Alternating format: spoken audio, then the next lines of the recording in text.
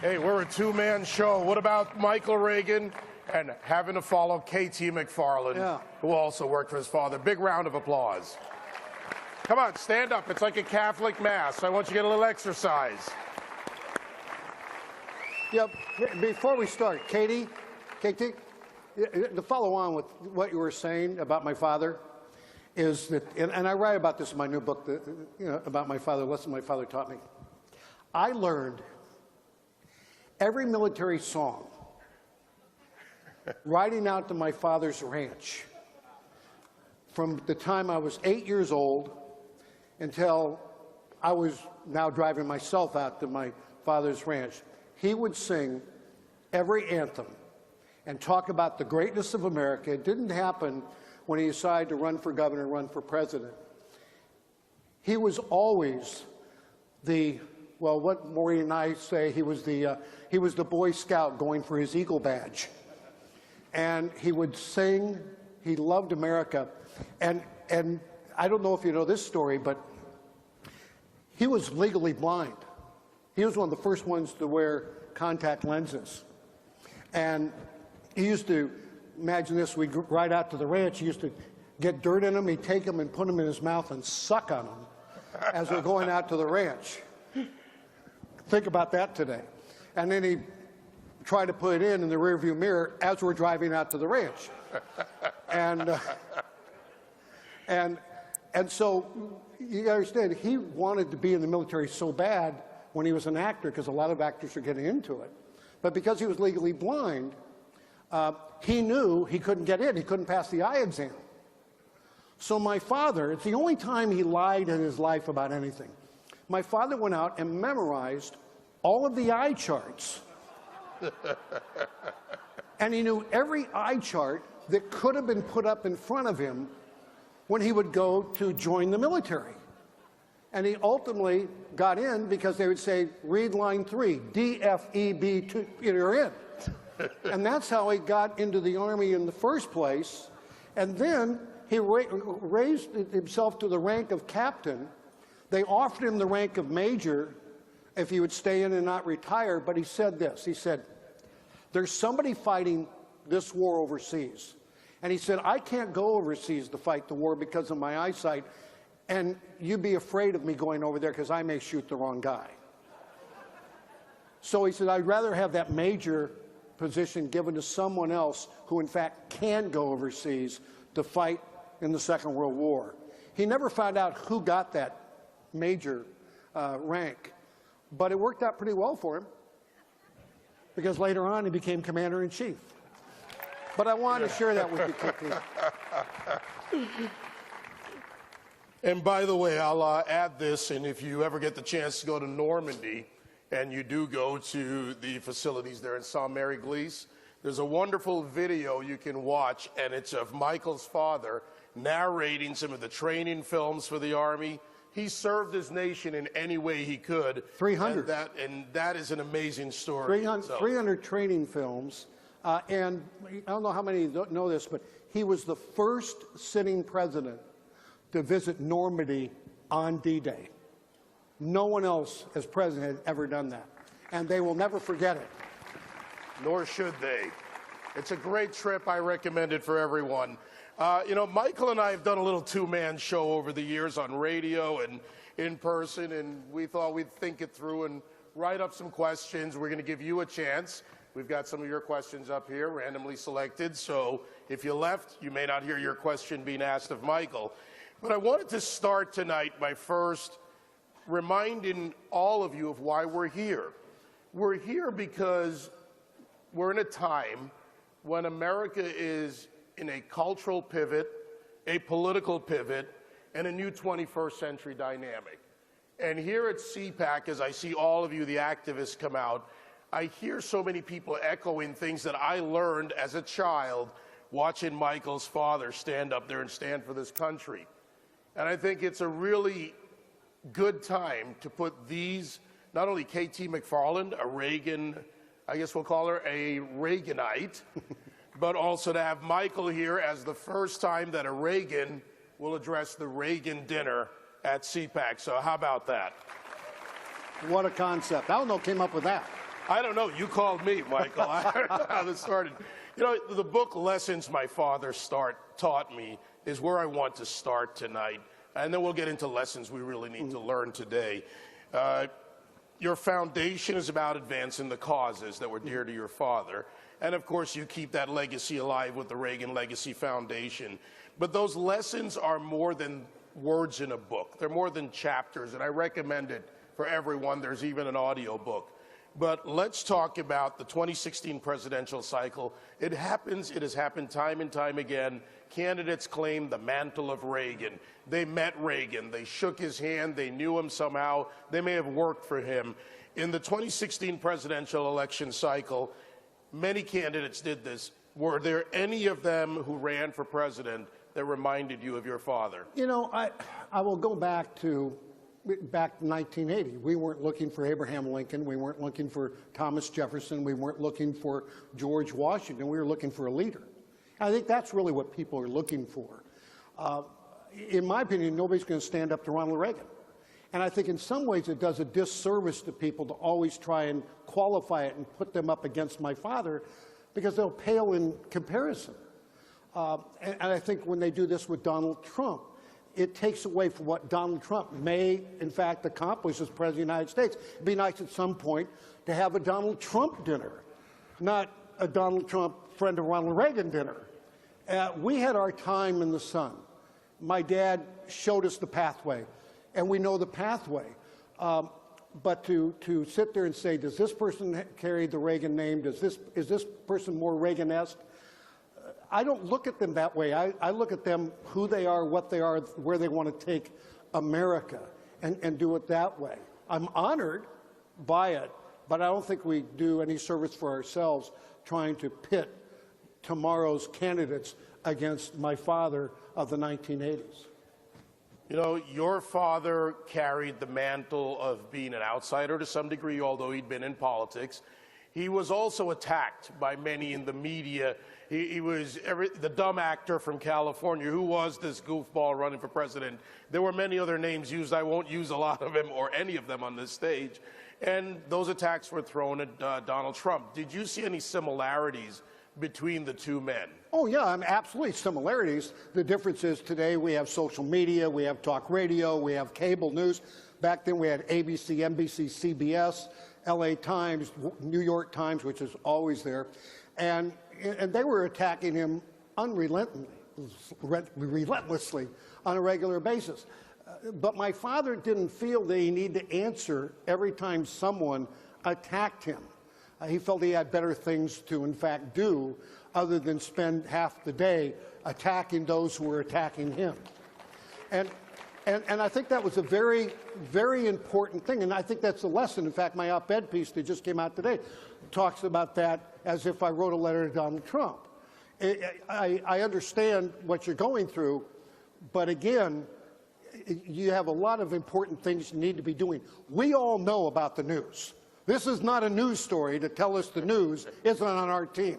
It may be good to make us feel good somebody's talking about it, but we've been talking about that since the beginning of time. There's important things. There's tax cuts. There's Obamacare.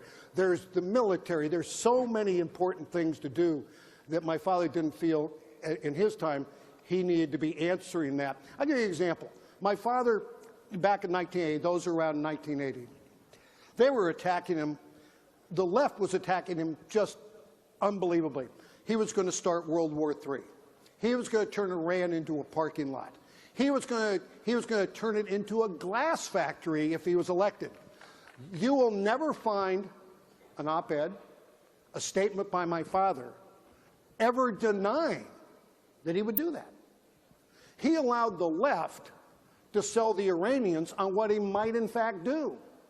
And he knew if he didn't deny it, let them go ahead and sell it. And then, of course, on the day my dad's sworn in, who goes free? All the hostages become free and come back to Germany and ultimately the United States of America. Had he answered his detractors and said, oh, no, I would never do that, that may never have happened. And so my dad really understood that. Let the left disintegrate itself. You don't need to help it. It's already going there. What would you say to Donald Trump? Give him a little media advice today. Sometimes, you know, my mother said, you'll never learn anything with your mouth open. Or your fingers on Twitter. Or your fingers on Twitter and what have you. But, you know, he tweets like a madman. But my dad also understood his audience. And Trump understands his audience.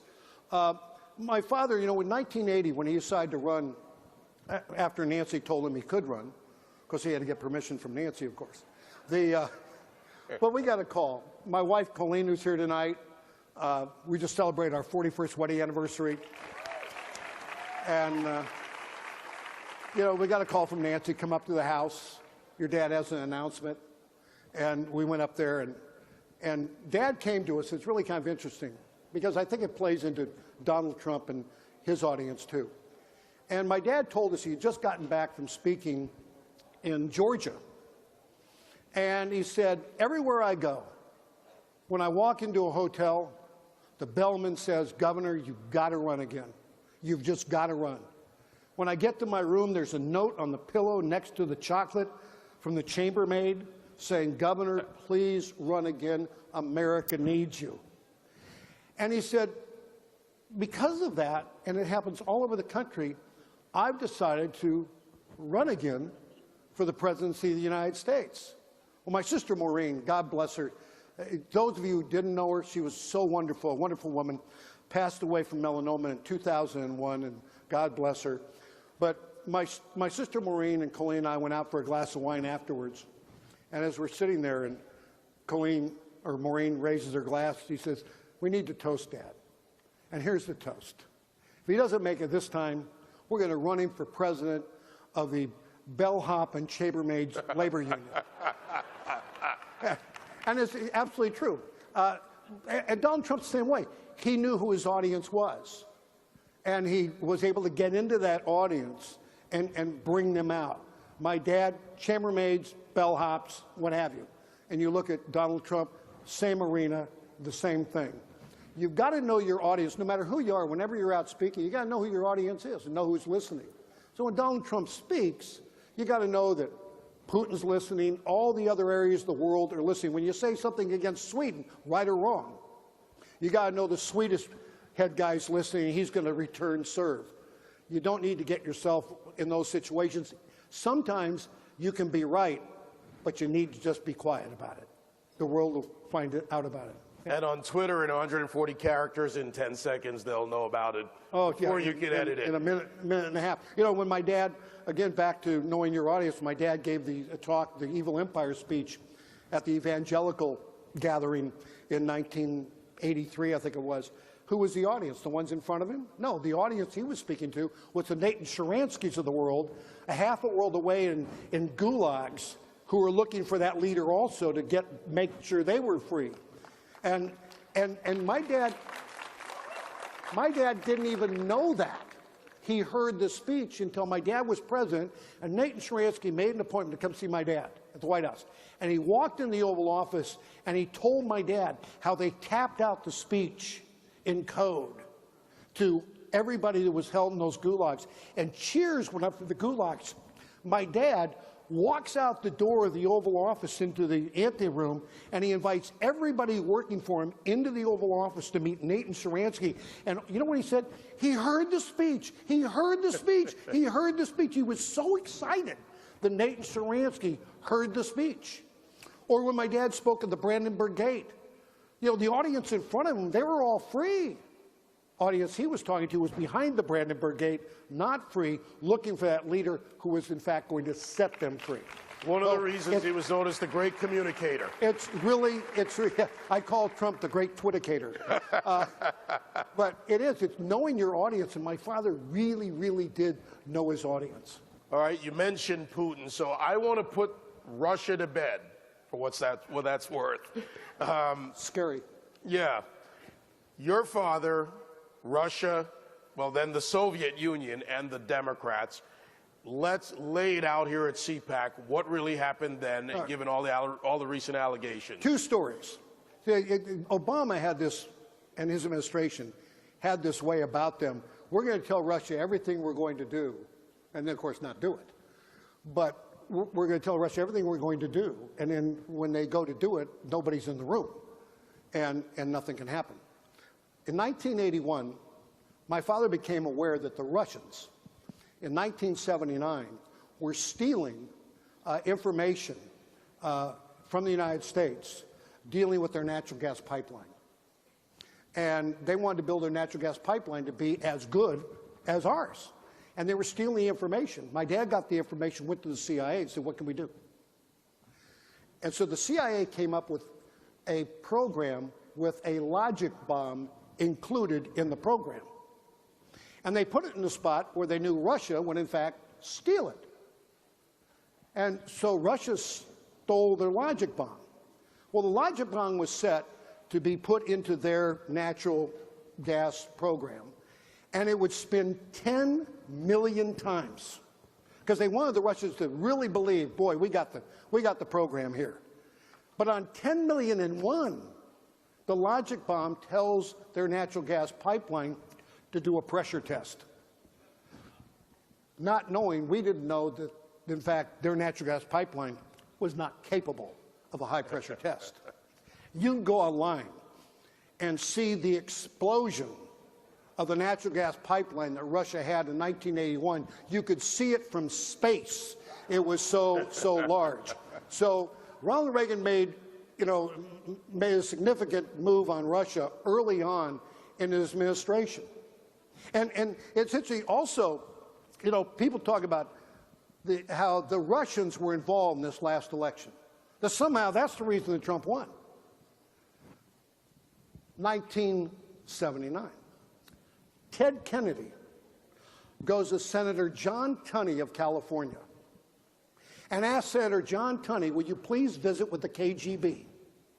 And would you let the KGB let the Soviets know that I'm willing to take the side of the Soviets on going into Afghanistan, where the president, Jimmy Carter, is unwilling to do that. And if I take that stand, would you do something embarrassing for Jimmy Carter that would cause me to get the nomination of the party for the 1980 election? They didn't do anything. But Carter learned from that, and in 1980, running against my father, he went to Armand Hammer, the industrialist, and asked Armand Hammer to visit with the Russian ambassador in the United States, Dobrynin. And would you tell Dobrynin to tell the Soviets, if they'll let some of the refuseniks go, it would help Carter with the Jewish vote in the United States in the 1980 election, and that might help turn the tables to beat Ronald Reagan. 1984, Jimmy Carter, the Speaker of the House, Tip O'Neill, Ted Kennedy, all go to Dobrynin again to ask them one more time, do something embarrassing, so embarrassing for Reagan that, in fact, Mondale will win the election in '84. And I wrote an op-ed piece on this, and it's really interesting. You probably never saw it because the media never reported. You thought it might make news because I made the point. I said, it's interesting, while they're talking about the Russians, in fact, getting all this information and what have you, stealing this information and helping Donald Trump to become president, back in 1980, the Democrats were knocking on the door of the Soviets during the Cold War, trying to enlist their help to defeat my father in 1980, and Kennedy was enlisting their help to defeat a sitting Democratic president in 1980, but the media will not cover that story because that's not their agenda. It's not that they're always fake media. They're no media. They don't report the stories they don't want to report. They don't want to give you the information that you should have to make an honest decision, and that's why you see the Fox Newses and you see talk radio and you see things of that nature flourish during this period of time. Now you have the history, and you can now realize that it's been the Democrats working with the Russians all along. Yeah, they're working. Yeah. But the facts are out there for them to read. The Russians didn't like working with the Democrats either. Yeah, go ahead. Apparently nobody liked working with the Democrats. The Russians wouldn't help them win the election. And it worked out well for us. All right, we talked about the logic bomb. We talked about the gas pipeline. Cyber warfare by Ronald Reagan. How about that? We need to have that same approach today. Apparently, he knew how to make it work way back before there were apps and iPhones. You, by the way, have also been threatened for some of the things that have happened in your father's time. Muammar Gaddafi didn't like you much, did he? No, actually, people remember the flyby my father did in Libya back in the 80s. Took out 2 of the homes Muammar Gaddafi owned, and Muammar Gaddafi came out the next day. Colleen remembers this to this day. Muammar Gaddafi came out and said, you know, you killed my adopted daughter. And I understand Ronald Reagan has an adopted child. Maybe I need to kill him. So Secret Service got real close for a period of time. And so, but we found out a couple of years ago during that whole thing with Gaddafi in Libya that his daughter's living a great life in France with a lot of money at the time. But so he threatened my life back there. But another story about that is, Katie, you may love this one too. We're having dinner, and Mike, you'll like it too. We're having dinner with my wife, and we're having dinner with my dad and Nancy, Century City, back in '83, I think it was. And get done with dinner, we're having coffee. Excuse me, and the phone rings, and it's Ed Meese. Ed Meese is 3 floors down, chief of staff to my father. He said, Mr. President, you know we're doing war games in the Gulf of Sidra. My dad says, yes, Ed, I know that. I'm the one who approved it. And Ed says, yes, Mr. President. This is why I have the Admiral on the phone. And just to let you know that there's Gaddafi sending planes out from Libya, and they're feigning as if they're going to shoot one of our boys down. And the fear is that they may. And so the Admiral wants to know if our boys are shot at, what should we do? And my dad said, shoot back. and Ed, we're listening. That was a long conversation. And then Ed says, yes, Mr. President. I'm gathering in what he was saying because I'm hearing the answers. So Ed says, yes, Mr. President. Well, the Admiral wants to know, if they shoot our boys and they turn and run, what should we do then? Chase them. All right. And then Ed says to... There's a man of few words. Yes, right. And then Ed asked my dad again, he says, Mr. President, the Admiral wants to know, if they shoot at our boys and they turn and run back into their own airspace, what should we do then? My dad said, you can see, just come on. My dad said, Ed, you tell the Admiral, if our boys are shot at, you chase them all the way back to their hangars if you have to, but you will shoot them down. And Ed says, if that should happen, Mr. President, should I call and wake you? And my dad says, no, Ed, only call and wake me if our boys are shot down. Well, those of you who were alive back then, if you go back and roll tape, Kay remembers, next morning there's 2 Russian MiGs in the ground in Libya, and the media all day long is trying to find out why Ed Meese didn't call the President of the United States of America. and finally, Sam Donaldson got a hold of my dad, and my dad said, because I told him, only if our boys are shot down, and our boys weren't shot down. And one more caveat. When that conversation was over, Colleen and I said goodnight to Dad and Nancy, and we left. Dad and Nancy retired to their room for the night. My dad did not pick up the phone and call the United Nations to get permission to be President of the United States.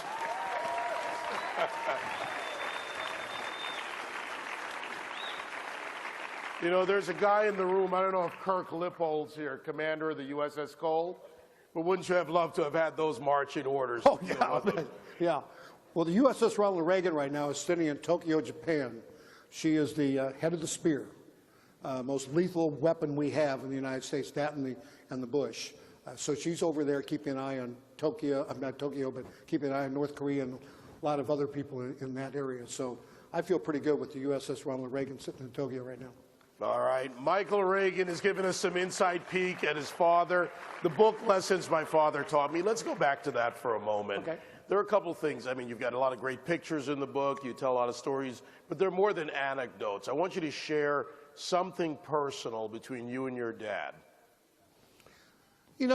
Something personal about me and my father. A lot of people always ask me, what was your favorite time with your father? To be honest with you, before he got into politics.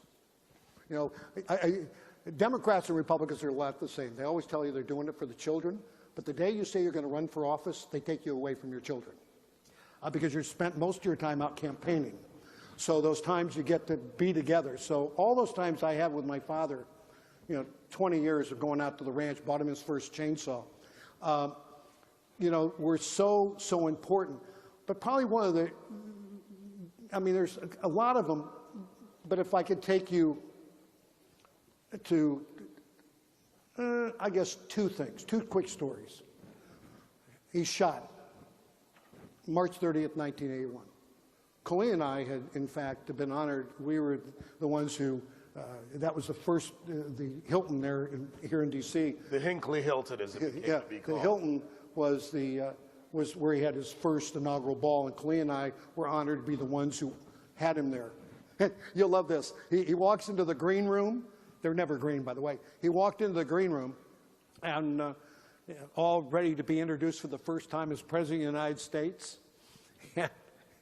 He walks in, and Nancy is in front of me. Colleen is here on my left. Dad, instead of coming here, goes to a mirror on the back wall and fixing his tie, getting all ready. And Nancy's talking to me, but I'm not really listening. I'm looking past her into the mirror, back at my father's eyes. And my father's fixing his tie and jacket and getting all excited. And all of a sudden, he cocks his head and gets a little twinkle in his eye. If you ever spend time with my dad, you see that a lot when something unbelievable is going to go on. He cocks his head, gets a twinkle in his eye, and he jumps straight up in the air, clicks his heels together and said, "I'm the President of the United States." And Nancy was just like Nancy. "Ronnie," I said, "Well, don't hurt yourself before you go out there, please." I mean, that was just a really, really wonderful moment. Or when he was shot on March 30th, and we were made to stay in our house because they didn't want us to fly back to Washington quick for fear the markets would crash, the world would come to an end. And we're in the house all day, and in captivity. And they finally sent a plane for us from D.C., pick us up, take us back to D.C. We get in very early in the morning in the White House. And we would see my father at 10 o'clock the next morning at GW. You understand, this is like 6 hours after he's off the table. We all know about my father's humor.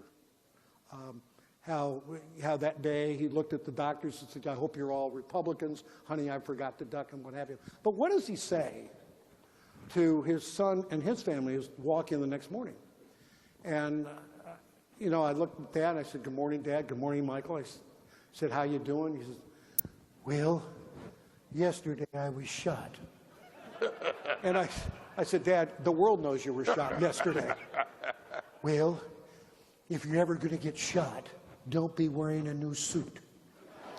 And I said, "Why are you telling me this?" "Well, yesterday, when I was shot." "Yes, Dad." "I was wearing a brand new suit. I just picked it up the day before, and I was wearing it, and I'm the president. You'd think they let me undress. Well, no. They put me on this gurney, and they cut that suit off of me. And the last time I saw it, it was in shreds in the hospital room. And that's why I'm telling you, if you're ever going to get shot, don't be wearing a new suit." And Pretty good impression, isn't it? And I said, "Well, Dad, I'll tell Colleen." I said, "I'll get the brown suit ready if that's ever going to happen." He said, "Well, that young man who shot me." I said, "John Hinckley." "Yes, Hinckley." I said, "Yes, what?" "Well, understand his parents in the oil business." "Yeah." "Well, I understand they live in Denver." "Yes, they do. They're in the oil business in Denver, of course." "Well, do you think they have any money?" And I'm thinking to myself, what in the hell are we doing with this one? And I said, "Well, Dad, he's in the oil business, lives in Denver. Of course he has money." "Well, do you think he'd ever buy me a new suit?" And that's all he ever wanted. Just get me a new damn suit. And they never got him a new suit. But if you go to my dad's library in Simi Valley, they now have that suit on display at the library. Well, you know, I think you just answered the question from Kendra in Alexandria, Virginia, who wanted to know something about your father that nobody knows, and now we know. Wear a brown suit or an old suit. Oh, yeah. There you go. All right, Yeah. I'm never wearing a new suit again. All right, we're going to take some of your questions. We selected them at random, which means we didn't select them. We just picked them out. In no particular order, I'm going to throw them at Michael. Take it away. What advice would you give to Donald Trump regarding foreign relations with Russia? And that is from Dale Bellis. Dale, stand up. Where are you? So there, all right, there you go, Dale. No, you know, You it's have very been simple. heard. Yeah, it's very simple. You have to go with the trust but verify with the Soviet Union. If he's going to quote my father, "Make America Great Again, peace through strength," then you need to quote that one also, you know, trust but verify with the Russians, because you have a KGB man running the Soviet Union. That's who you have, and he's never going to tell you the truth. He's never going to be honest, and what have you. You know, it's interesting, and if I could sit down with, I'd love to sit down with Donald Trump for a day. And if you go back to, because we talked a couple of times about my father and what he said in the last talk he gave from the Oval Office saying goodbye. One of the things they didn't mention tonight, one of the things in that talk was this, and one of the things he was proudest of, that during his 8 years as President of the United States, the Soviet Union did not take over 1 square inch of land anywhere in the world. And that certainly you cannot say for the last administration. And you've got to be tough with them, because it's about gaining respect. It's about respect. It's not about, am I your buddy? Because they'll never be your friend. But how are you going to gain the respect of the Soviet Union and their leaders, or should I say the former Soviet Union of Russia? Because if you don't gain that, you'll never get anywhere with Putin or anybody in that area of the world. It's about respect. And you only gain respect by being number 1 in the world and leading, not following. All right, where's Hank in D.C.? Hank, where are you? Stand up. Somebody point him out. Hank? All right, there's Hank. Hank wants to know, Michael, what is the biggest similarity and difference between your dad and Donald Trump? Biggest similarity, biggest difference. Donald Trump was a billionaire, and my dad was a grade B actor. That's the greatest difference between them. Donald Trump called me Monday of the inaugural week. You know, what do you think, Donald Trump? He called me Monday of inaugural week. I had called him called Rainey to say, listen, congratulations to Donald Trump from the 40th first family to what's going to be the 45th first family. I mean, really think and put that in perspective for a moment, folks. Think when the United States of America had their first family back in the 1700s, 1800s. And since then, there's only now been 45 men who have been president of the United States. I'm from a very small group of people. And Donald Trump, no matter what I feel about him, if I agree or disagree on that, he now belongs to that family, if you will. And I called to say, you know, congratulations. And he actually called me back. And the first thing he says to me, he says, you know, you didn't support me during the primaries. I said, really? I said, no, I didn't. But I don't get behind anybody until you get the nomination, which I supported you then. He said, yes, I know. He said, I didn't know your father very well, but I liked him. And because I liked him, I like you too. I said, very good, Mr. President. Good to know that. I know you got another question. I'll let you add, but I want to share this with you. It goes with the shooting on March 30th, 1981, about the religious side of my dad. My dad was very religious. Used to take my sister and I to his mother's house on Sundays. We go to church and what have you. I was flying with my dad, Air Force One, Good Friday, 1988. Really nice. You can hitch a ride at Air Force One. I just spent the night at the White House. I hear it's nice. What's that? I hear it's nice. Yeah, and yeah, pretty good. Food's good? Pretty good. Food's pretty good. Real knife and fork? But, yeah, you know what my son does? Cameron, he was 2.5 years old. And we're up there, up in the solarium, and the butler comes up, who, by the way, loved my father. And the butler comes up and says, Master Cameron, what would you like to have for dinner? You know what a 2.5-year-old orders? What? McDonald's hamburger, a vanilla shake, and an order of fries. So you had to find an airport near a McDonald's. I said, Cameron, it's the White House. and they went out and actually got a McDonald's hamburger, order of fries, and a vanilla shake, and brought it back to him. It was great. But we're landing at Point Mugu in California, Ventura. And my dad counts out on his fingers 9. And I said to him, I said, what is significant about the number 9? And he said, in 9 more months, I'll no longer be president of the United States. I said, are you looking forward to that? He said, yes, I am. I said, for what reason? He said, ever since I looked out the window of my limousine back on March 30th, 1981, and saw people laying in their own blood with bullets that were meant for me, I haven't, in fact, wanted to put other people in harm's way like what happened that day. And one of the places that could be going to church. So I haven't visited with my Lord and Savior on a regular basis because of that reason. And I'm looking forward to getting back and going to church each and every Sunday once I'm out of Oval Office. And, you know, saying when he got out of the Oval Office, it was no longer President of the United States. He never missed church again. And when he couldn't go because of Alzheimer's disease, the pastor would come to my dad. My dad would always say, or not, the pastor would always say, I went to minister to President Reagan, but he ministered to me.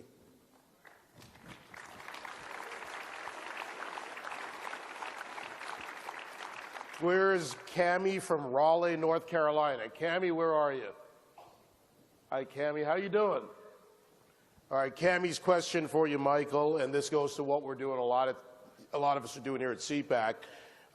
The future of the conservative movement and the party, how would you forecast the future of the Conservative Party? What's next?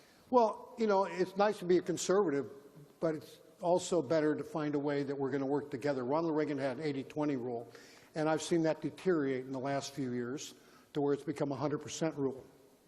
And the only way we're going to get tax reform, the only way we're going to get Obama taken care of and replace and get rid of, and the only way we're going to get anything taken care of is finding a way to work together. My great concern is that the House of Representatives, the Congress, will have so many bills, as they already do, for all these things, that they can't find a way together. And the only way to change that is the President of the United States of America to take the lead on that and bring the House into the Oval Office and give them what indeed he wants to have replace Obama, what he wants on taxes, what he wants going down the road. Because I don't know if the House conservatives, all of them working together, can in fact work together towards a common goal. Everybody has their own interests. I was saying to you earlier today, liberals are led by ideology. They will get in a truck and they will put America in it and they will drive you off a cliff into oblivion, but they'll blame you for it. And the difference is conservatives have trouble getting together in a phone booth. They really do. Yes, 50 conservatives in here, they all have a different idea.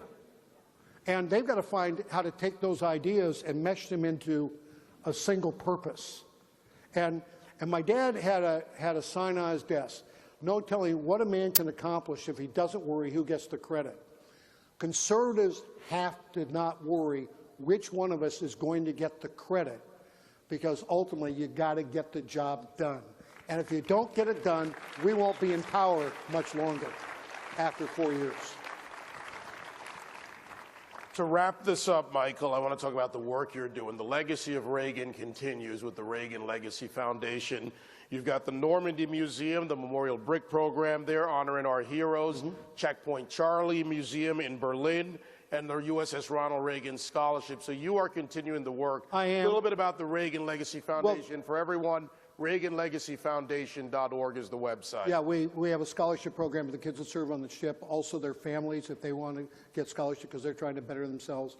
We have the Ronald Reagan Center now at Normandy, France, St. Mary Glees, first town freed by America on D-Day. We just produced a 55-minute film about all that, the heroes of World War II. I do this for I love my father, and I have always loved him so much, but I do it because of my sister Maureen. When my sister Maureen was dying of melanoma, 2001, we had that brother-sister talk. And she asked me to promise her that I would help carry on, if not carry on, our father's legacy. Because she was worried if nobody did, his legacy would disappear forever, and people would forget Ronald Reagan. She was dying of melanoma and thinking of her father. I promised her, and that's why I do it.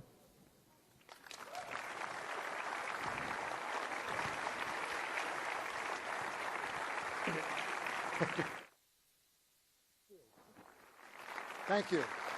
Michael Reagan, everybody. You were here to witness it. The first Reagan to address the Reagan dinner at CPAC. Come on, let me hear you louder. Let me hear you loud, loud. Come on. Come on, let me hear you. Well done, my friend. Well done, as always. Thank you. Appreciate it. Good to see you. David Webb, everybody. Thank you. Oh. Am I staying? Don't you go anywhere, Michael Reagan. Don't you move a muscle. I think I broke it. Okay, Matt, we're up here to close the evening out. We're closing it down. But